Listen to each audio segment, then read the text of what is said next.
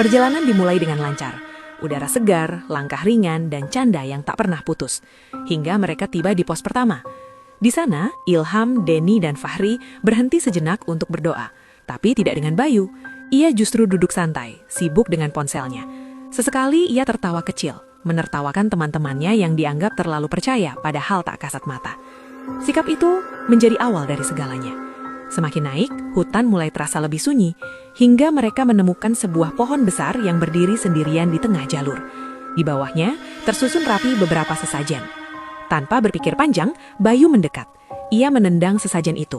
Bahkan dengan santai, ia mengambil salah satu isinya dan memakannya sambil tertawa. Teman-temannya mulai gelisah.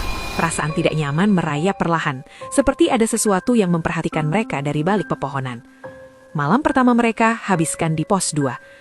Tenda didirikan di bawah deratan pohon pinus yang tinggi menjulang. Awalnya tenang, hingga suara itu muncul.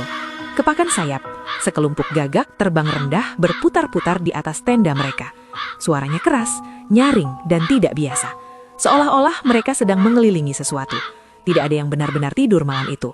Keesokan harinya, mereka melanjutkan perjalanan hingga tiba di sebuah air terjun. Di sana mereka bertemu seorang kakek tua yang tampak seperti penjaga tempat itu. Dengan suara pelan namun tegas, kakek itu memperingatkan satu hal. Jangan pernah naik ke batu besar di dekat air terjun. Semua mengangguk, kecuali Bayu. Setelah itu Bayu justru mendekat ke batu itu. Dengan penuh percaya diri, ia memanjatnya.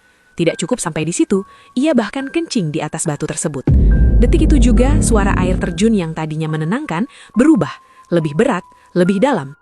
Perjalanan dilanjutkan, tapi langkah mereka tak lagi sama. Bayu mulai terlihat lelah. Hingga tiba-tiba sesuatu menarik kakinya. Ia terseret jatuh, tubuhnya menghantam batu. Nafasnya tersengal-sengal seperti melihat sesuatu yang tidak bisa dijelaskan. Sejak saat itu semuanya memburuk. Di pos 3, sekitar pukul 1 dini hari, suhu turun drastis. Bayu menggigil hebat, giginya beradu keras, tubuhnya seperti kehilangan kendali. Lalu seseorang datang, seorang pemuda yang entah dari mana asalnya. Ia berdiri di dekat tenda, menatap mereka dengan serius. Dengan suara tenang, ia berkata bahwa Bayu telah melanggar sesuatu yang seharusnya tidak disentuh.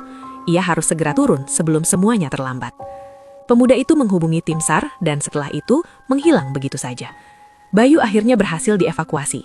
Mereka turun dengan perasaan campur aduk, lega tapi juga dihantui sesuatu yang belum selesai.